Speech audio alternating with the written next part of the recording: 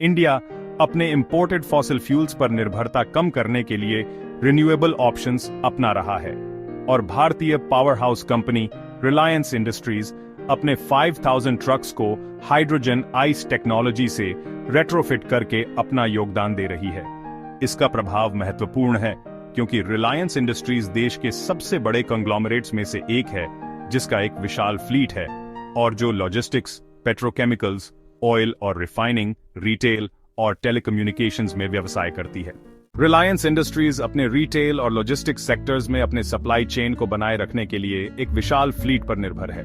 Global movement towards green fuels और भारत के fossil fuel imports पर निर्भरता कम करने के ड्राइव के साथ रिलायंस इंडस्ट्रीज ने अपने H2 आइस टेक्नोलॉजी को अपने फ्लीट के 5000 ट्रक्स में लगाने का फैसला किया है, जो local truck manufacturer Ashok Leyland के साथ मिलकर विकसित किया गया था। यह अद्भुत प्रयास गुजरात में रिलायंस के प्लांट पर 2 साल के कठिन एडवांस्ड टेस्टिंग के बाद आया है और एक ऐसी कंपनी के सपने का साकार है जिसका इंजन टेक्नोलॉजी में लगभग कोई अनुभव नहीं था। जब नए सिस्टम का अनावरण किया गया तो इसे भारत का पहला domestically produced H2 internal combustion engine कहा गया। यह स्पष्ट नहीं है कि रिलायंस और अशोक लेलैंड ने हाइड्रोजन सिस्टम को स्वयं विकसित किया या किसी थर्ड पार्टी सप्लायर का उपयोग किया, लेकिन सभी रेट्रोफिटेड H2 मॉडल्स कंपनी के अंदर ही उपयोग किए जाएंगे। एक नाम रहित सीनियर रिलायंस अधिकारी ने कहा, सीनियर रिलायंस ऑफिशियल, हमें ट्रायल्स में लगभग 0 डाउन टाइम मिला है और हमें पता चला है कि H2 ice powered hydrogen trucks diesel से 3 गुना ज्यादा प्रभावी हैं। हम अपने फ्लीट में इन्हें इंट्रोड्यूस करना शुरू करेंगे और फिर हाइड्रोजन पावर्ड इकोनॉमी के लिए पूरा इकोसिस्टम रोल आउट करेंगे।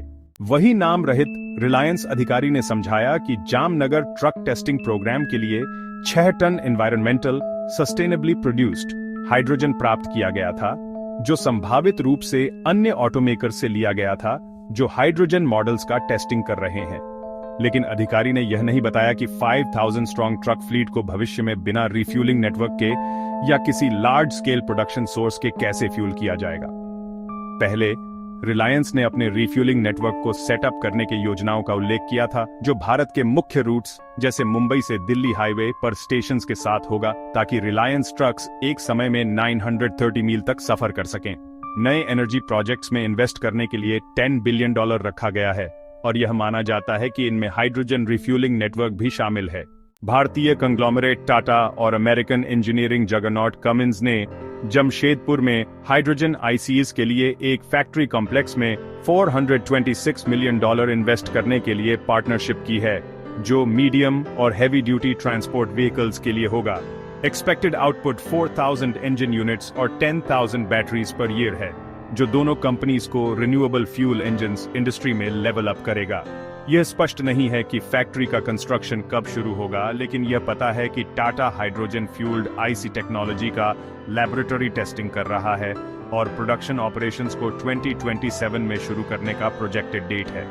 जबकि यह कॉमन नॉलेज है कि hydrogen ICEs hydrogen fuel cell system से काफी कम प्रभावी है। कमिंस का मानना है कि भविष्य में यह टेक्नोलॉजी सस्ती और ज्यादा प्रभावी हो जाएगी जैसे जैसे इनोवेशन होगा, क्योंकि यह इंजन्स डीजल सिस्टम्स के समान हैं। फ्यूल सेल ट्रक्स के मुकाबले मिनिमल ड्राइवर रीट्रेनिंग की जरूरत होती है, जो इन्हें ड्राइवर एडवांटेज देती है। भारत तेजी से ग्रीन फ्यूल और रिन्यूएबल ड्राइव ट्रेन डेवलपमेंट और प्रोडक्शन का हब बन रहा है और देश की अर्थव्यवस्था जल्दी ही इंडस्ट्री को स्टिम्युलेट करने के लाभ दिखाने लगेगी। लाइक और सब्सक्राइब करें।